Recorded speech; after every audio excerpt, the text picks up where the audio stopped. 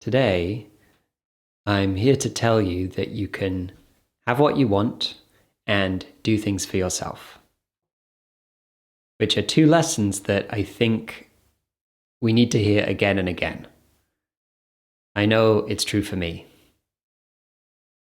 Having spent most of my life not having what I want, and in fact, actively pushing away what I want, and not doing things for myself, in fact, doing everything for others, well, there's a caveat there, which we'll come back to. Spoiler alert. Really, when you're doing things for others, you're doing them for yourself, just not your higher self.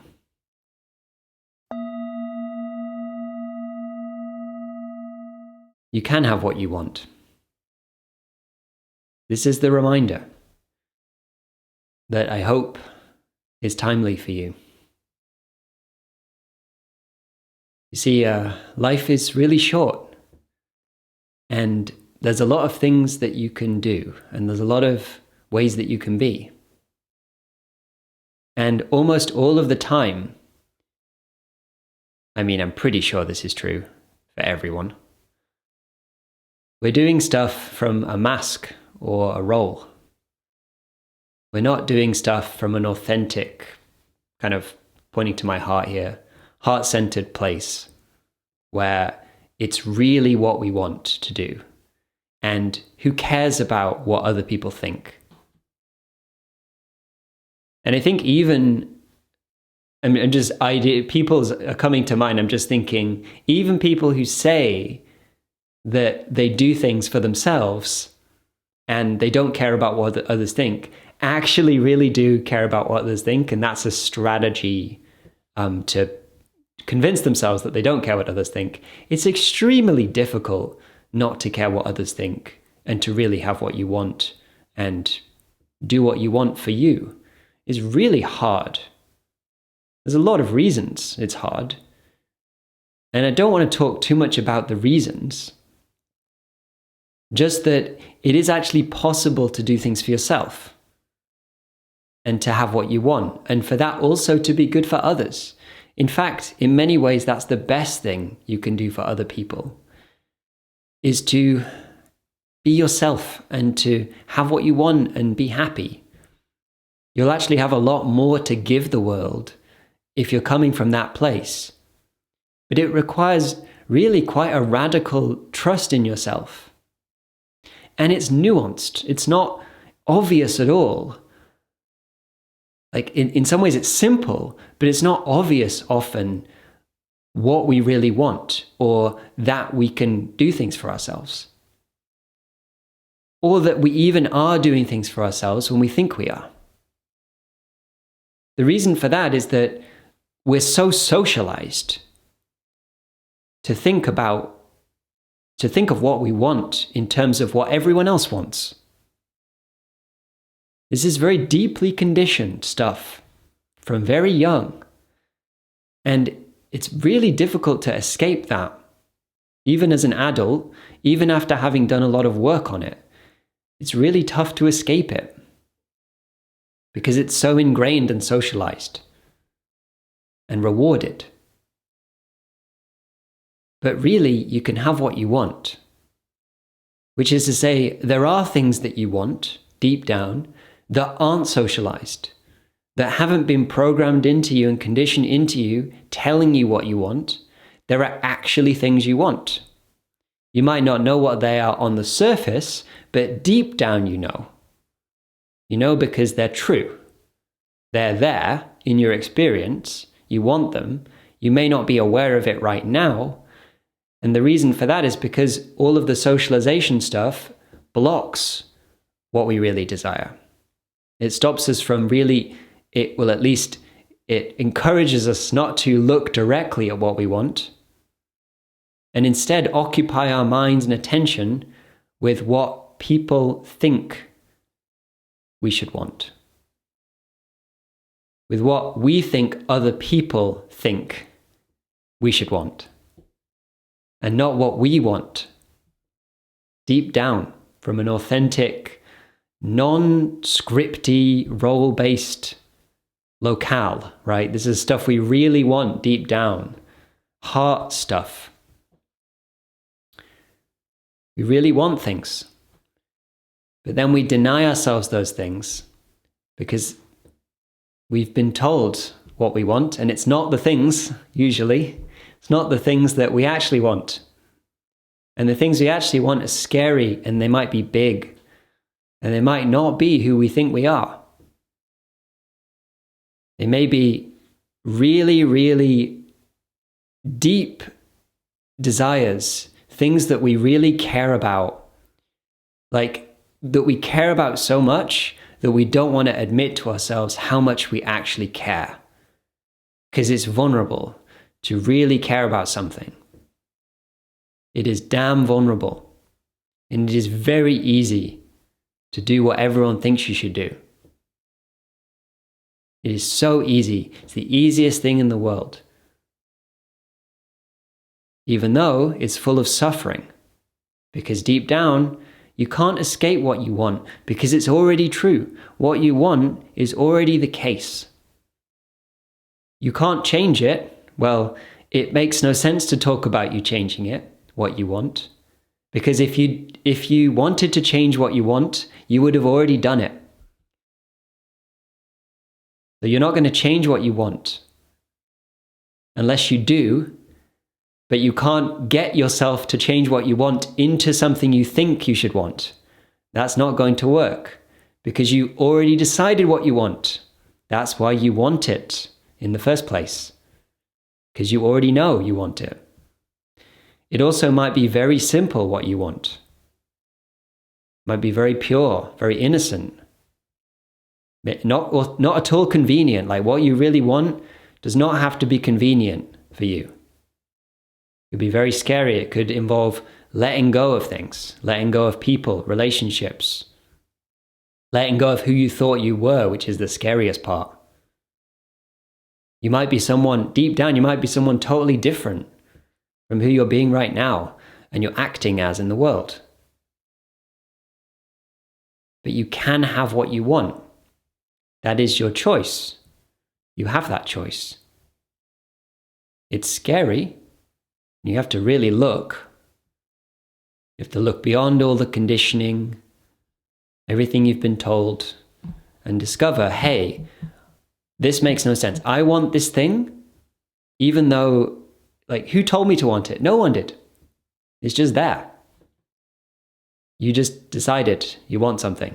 And there doesn't even have to be a good reason that you want it. Just that maybe that's what you were here to do. It's very mysterious like that. Maybe it's just what you're here to do, to discover yourself as in this life. Maybe it's that. Who's to say these things? It doesn't have to make sense to your mind. In fact, what you want probably isn't very much to do with what you think. It's deeper. And you can do what you want. You really can. Why don't you take a look right now and see? What is it that you're telling yourself you can't have? It's probably something. I think everyone denies themselves something. And of course, this is the other piece. We don't allow ourselves to have what we want. I think deep down, many of us don't think we deserve to have what we want. We don't deserve to be happy and fulfilled in life, to be really connected with life and with ourselves. We don't deserve to discover who we are in the things we really love. I think we don't do it. We don't think we deserve it. We don't put our happiness first. We put our safety first and our survival first. Socially, physically, emotionally. We put all that first.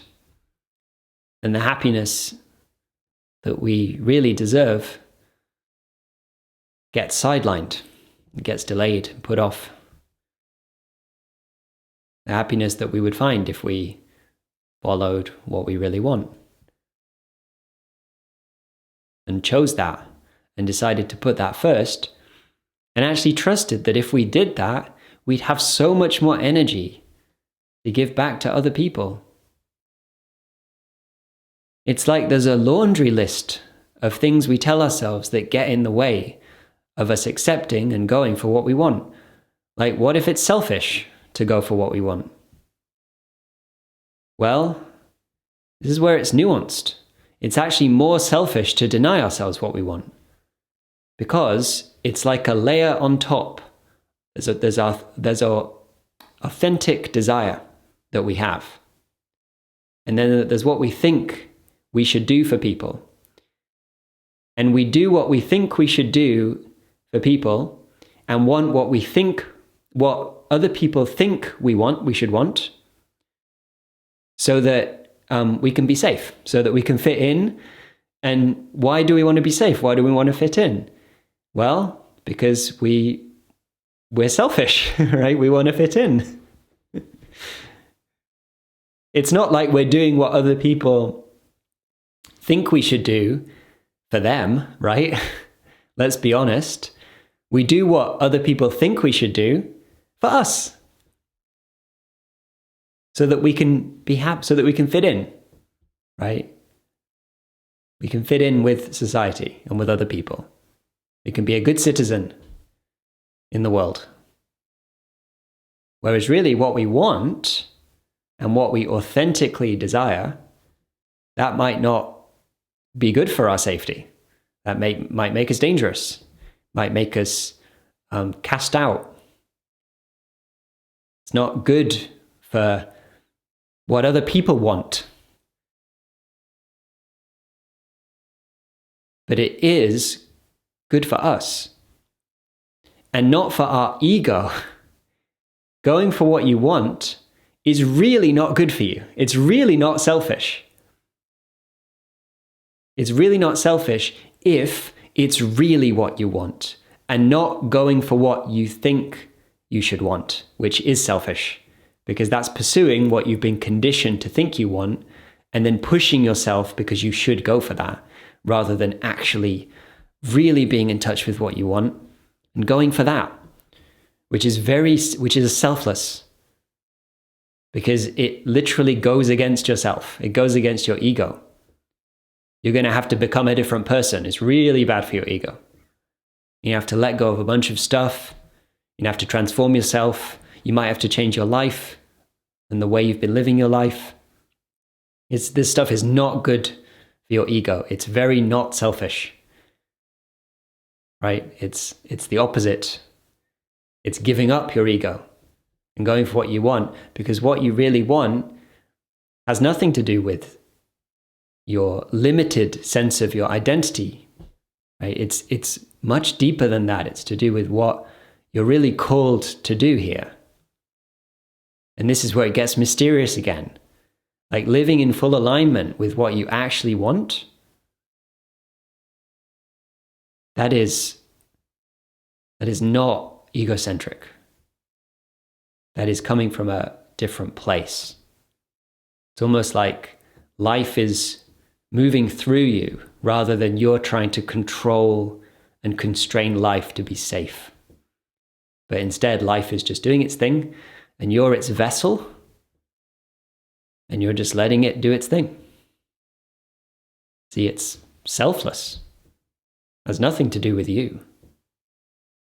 Your wants, maybe they don't have anything to do with you. Maybe they want what wants to be expressed through you, but they're nothing to do with your ego. It's really mysterious like that. You can have what you want. You can do what you want. I know it's difficult. It's even just seeing what you want, because we make it near impossible to see what we want. We cloud, right? Not just the conditioning of all the shoulds and things we think we want, but it's scary to admit what we want. So we cloud it up with coping mechanisms and strategies, and we don't admit to ourselves the truth of what we want, the truth of our desires. Because, again, it's scary. It's not convenient. It might be emotionally difficult to face. It might involve transforming ourselves. There's good reasons to hide this from ourselves. But in the end, there's a consequence to hiding it from yourself like that.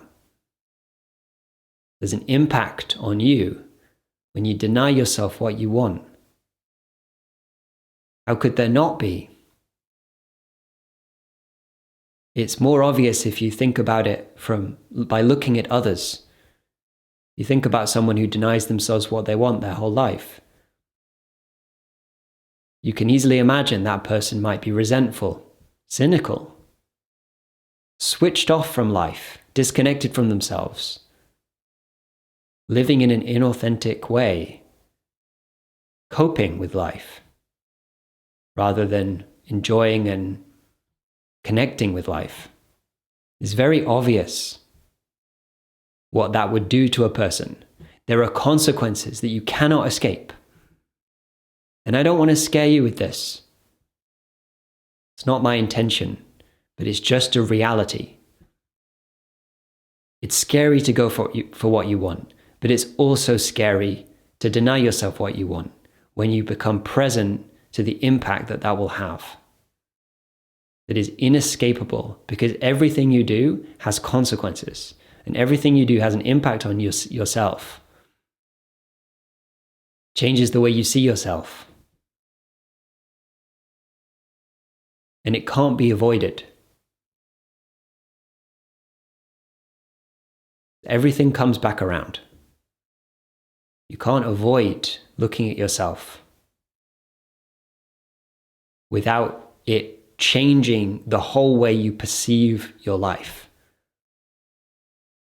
Everything you see, the degree of freedom and happiness you have in your life, the integrity you feel within yourself, the alignment you feel, being aligned with what matters to you and allowing yourself to have what you want.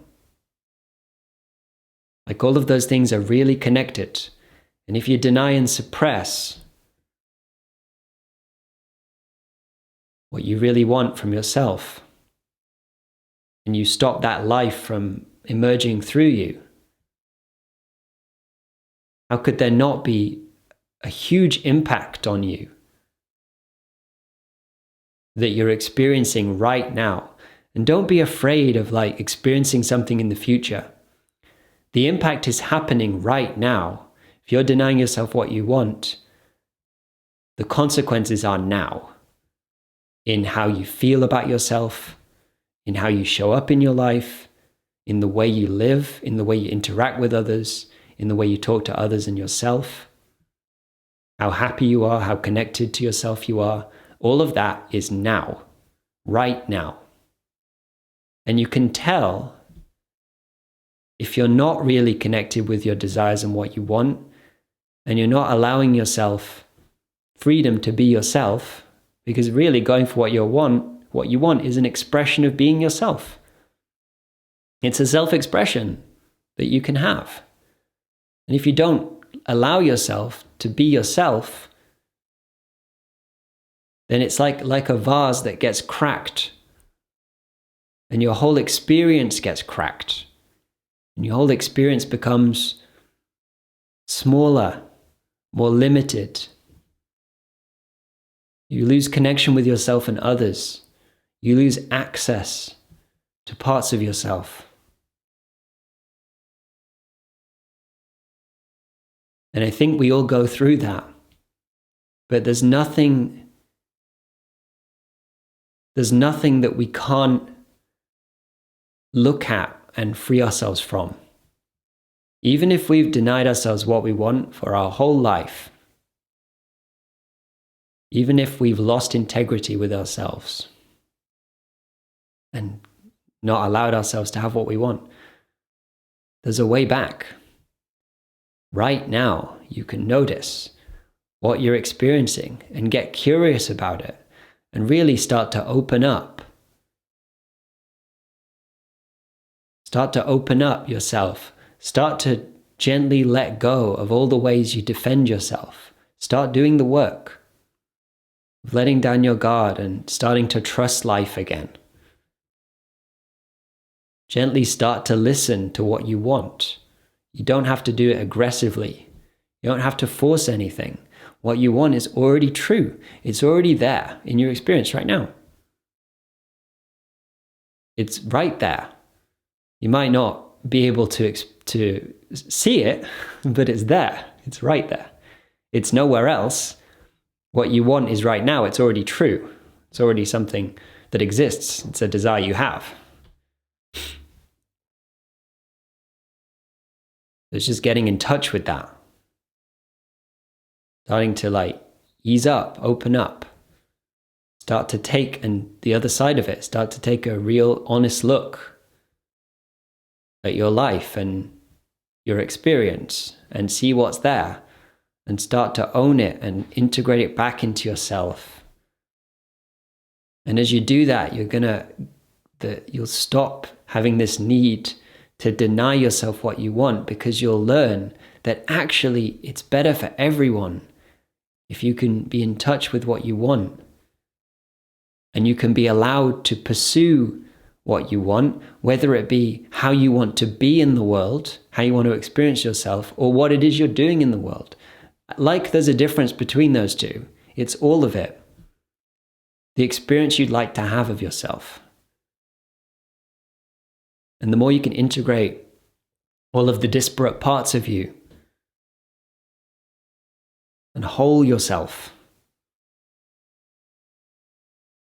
and take back ownership over all of the parts of yourself in a way that integrates and really frees you up to see more of what your experience is and to learn more about yourself and discover who you really are and discover what it is you want. Rediscover it, really. That's what I wanted to tell you today. You can have what you want. And because this is such an important, pivotal topic that people don't think about this, because we're so used to denying ourselves what we want. But it's such an important thing, and I'll be speaking to it again. And as a reminder for myself too, because it's so easy for me to deny myself, not allow myself to have what I want, even if what I want is very clear. It's so easy to push it aside, to do what I know and understand and is certain that I can control, and not do what is uncertain, where there's fear, where where I have to face what I really care about. Like acknowledge in a vulnerable way how much I actually care about the things I want. That's why I want them.